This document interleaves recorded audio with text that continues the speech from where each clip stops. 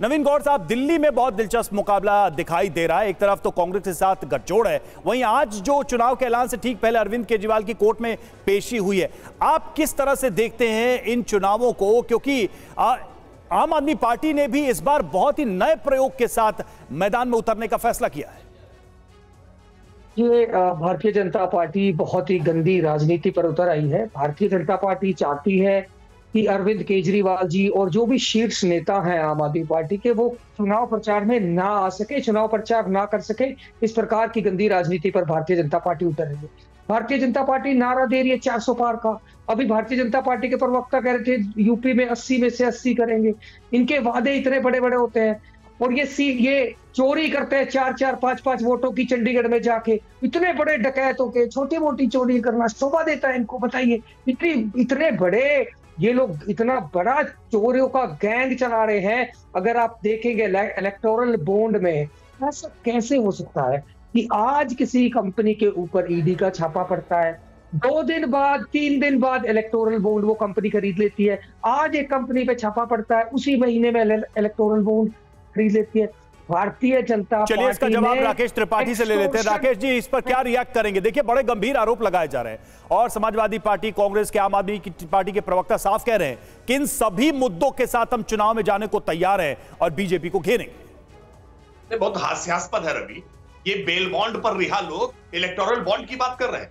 अभी bail bond भर के आए, आपने बताया अभी कि 15,000 के मुचलके पर अरविंद केजरीवाल छूटे हैं। वो अरविंद केजरीवाल जो भ्रष्टाचार के खिलाफ दिल्ली के रामलीला मैदान में कस्में खा रहे थे कि भ्रष्टाचार का आरोप लगते ही राजनीति से संन्यास ले लेना चाहिए, इस्तीफा दे देना चाहिए। आज आखिरकार कोर्ट के निर्देश पर जब कोर्ट का चाबुक पड़ा तो हाजिर होना पड़ा है। कह रहे थे राजनीतिक ये संबंध है, लेकिन आज रुक जाइए, कंप्लीट करने दीजिए। आया तो हाजिर होना पड़ा। मैं दूसरी बात इलेक्टोरल बॉन्ड को लेकर के स्पष्ट तौर पर कह दूं, मुझे लगता है कि इस बात की स्पष्टता, झूठ के पांव नहीं होते हैं, झूठ चल नहीं पाएगा आपका। आपने राफेल पर भी ऐसा ही झूठ बोला था, आपके सारे झूठ पर राफेल पर राहुल फेल हो गए थे। और मैं फिर आज कह रहा हूं, इलेक्टोरल बॉन्ड को लेकर के आप जो झूठ फैला रहे हैं ना भाई, 6,000 करोड़ के इलेक्टोरल बॉन्ड भाजपा को मिले हैं तो 14,000 करोड़ के इलेक्टोरल बॉन्ड विपक्ष को मिले हैं।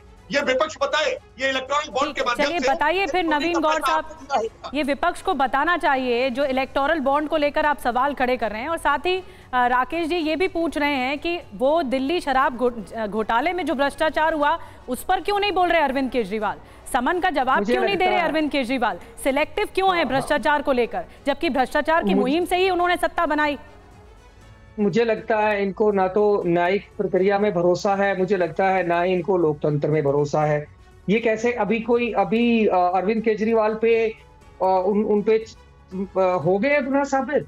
अरविंद केजरीवाल ने हर सम्मान के बाद पूछा। अब ये आप मत कहिए, क्योंकि आम आदमी पार्टी के प्रेस कॉन्फ्रेंसेस ऐसे ही होते थे, गुनाह साबित हुए बिना ही आप लोग हर रोज करते थे और देश के बड़े बड़े नेताओं पे आरोप लगाते। ये तो बड़ा सहूलियत वाला लॉजिक हो गया। चुनाव से कुछ दिन पहले लोकसभा चुनाव से कुछ दिन पहले जब इस प्रकार की ईडी की रेड पड़ती है एक पार्टी, और ये केवल भारतीय जनता पार्टी के लोगों को छोड़कर ठीक है, दूसरे सभी राजनीतिक, ठीक है, ये आरोप प्रत्यारोप लगातार जारी है और आज का बहुत महत्वपूर्ण दिन है। चुनावी तारीखों का ऐलान होने जा रहा है, सभी की नजरें इस पर है, राजनीतिक दलों की भी है, क्योंकि इसके बाद 2 फोल्ड चुनावी प्रचार तेज हो जाएगा। लेकिन आज से आचार संहिता लागू हो रही है, इन कामों पर पाबंदी लग जाएगी। अब वो कौन से ऐसे काम हैं जिस पर पाबंदी रहेगी, आइए दर्शकों को जल्दी से बता देते हैं। सरकार कोई नीतिगत निर्णय नहीं ले सकती है, तारीखों का ऐलान हो जाएगा तो आपको ये बता रहे हैं कि आचार संहिता जब लागू होगी, तारीखों का ऐलान होने के साथ ही, तो क्या क्या काम ऐसे हैं जिस पर पाबंदी लग जाएगी? पहला, सरकार कोई नीतिगत निर्णय नहीं ले सकती है। दूसरी जो बड़ी बात है, किसी योजना का उद्घाटन या फिर क्रियान्वयन नहीं हो सकता है, ये बहुत महत्वपूर्ण बात है। तीसरी बात जो ये है कि कौन से काम में पाबंदी होगी, सरकारी कर्मियों का ट्रांसफर प्रमोशन नहीं हो सकेगा। इसके अलावा जो चौथी बड़ी बात है, प्रचार में सरकारी गाड़ी या फिर जो कर्मियों का इस्तेमाल है वो नहीं हो सकेगा। पांचवी बड़ी बात इसमें यह कि प्रचार में धार्मिक स्थलों का इस्तेमाल नहीं हो सकेगा।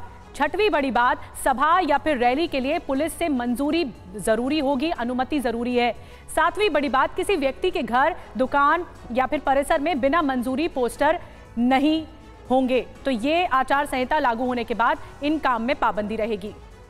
चलिए कुछ और आंकड़ों पर भी नजर डालते हैं, क्योंकि इस चुनाव के इस कह सकते हैं महाकुंभ में मतदाता बहुत इंपॉर्टेंट होता है। तो देखिए हम 2019 और 2024 के आंकड़े आपके सामने रख रहे हैं। 2019 की बात करें तो 89.6 करोड़ वोटर्स थे और 46.5 करोड़ पुरुष इसमें थे और 43.1 करोड़ महिला। अब 2024 के भी आंकड़े आपके सामने हैं। इसमें अब देखिए वोटर्स बढ़े हैं, 96.8 करोड़ वोटर्स हैं और इसमें महिलाओं और पुरुषों की बात करें तो 49.7 करोड़ पुरुष वोटर्स और 47.1 करोड़ महिला वोटर्स हैं।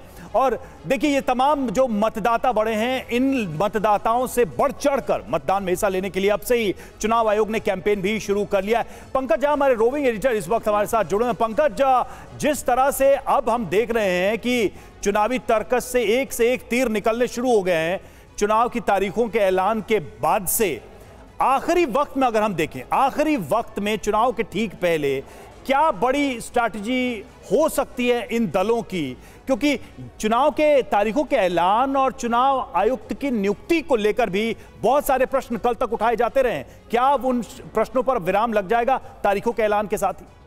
आ जाइए, लाइव है सर, लाइव। देखिए आज तारीखों का ऐलान हो रहा है। मैं जहां बिहार में गांधी मैदान जो बड़ा ऐतिहासिक है वहां मैं खड़ा हूं और सबसे बड़ी बात देखिए यहाँ दो तरह के गठबंधन है और एक एनडीए है और दूसरी तरफ देखेंगे तो आरजेडी कांग्रेस वाली गठबंधन है जिसमें लेफ्ट पार्टीज भी है। अगर 2019 के चुनावों का हम अगर देखें तो पिछली बार एनडीए ने 39 सीटें जीत ली थी, कांग्रेस को सिर्फ 1 सीट मिली थी, आरजेडी का खाता भी नहीं खुला था। लेकिन बदले हुए हालात में जिस तरीके से दो अलग अलग विचारधाराओं के गठबंधन है, लोग क्या सोचते हैं, यहाँ पर कुछ लोग मौजूद, हम उन्हीं से बात करेंगे। क्या लग रहा है इस बार चुनाव का मूड क्या हो सकता है? इस बार चुनाव में भाजपा पूर्ण बहुमत में आएगी। ऐसा क्यों? ऐसा कि उसका काम ही उसको पूर्ण बहुमत की ओर ले जाएगा। और दूसरी तरफ क्या लग रहा है, दूसरी तरफ जो महागठबंधन है उनका क्या है?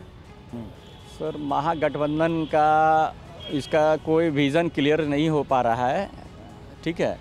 और ये नीतीश बाबू हैं और मोदी जी तो यहाँ आपसी गठबंधन बना लिए हैं, इनका तो फायदा होगा क्या? एकदम फायदा होगा। आपको क्या लग रहा है? आप भी तो कई बार वोट डाल चुके होंगे। हमको लग रहा है कि इस बार हम लोग को एक नया विकल्प की ज़रूरत है। कैसे? नया विकल्प में हम लोग देख रहे हैं, पहले तो इन लोग का देख लिए 17 साल नीतीश बाबू रहे, उसके पहले लालू जी रहे, आज तक बिहार बीमारू राज्य में गिनती आ रहा है, बेरोजगारी का हालत वही है। इसको तो एक बेरोजगारी भी एक बड़ा मुद्दा है और जैसे हम बात कर रहे हैं यहाँ पर कि किस तरीके से कल एक टीचर्स वाली भर्ती की जो बात थी उसकी भी पेपर लीक होने की चर्चा भी है। बहुत सारे मुद्दे हैं यहाँ पर और एक बार फिर से दो तरह के गठबंधन आमने सामने हैं, जो 2019 में थे वही 2024 में भी। बिल्कुल जनता से मुद्दे हैं पंकज, बहुत बड़ी बात है। कुछ लोग घाट घाट की प्रतिक्रियाएं दे रहे हैं, कुछ लोग विकल्प भी खोज रहे हैं, लेकिन ये देखना होगा कि जनता जनार्दन होती है और चुनती वो अपने नेता को है।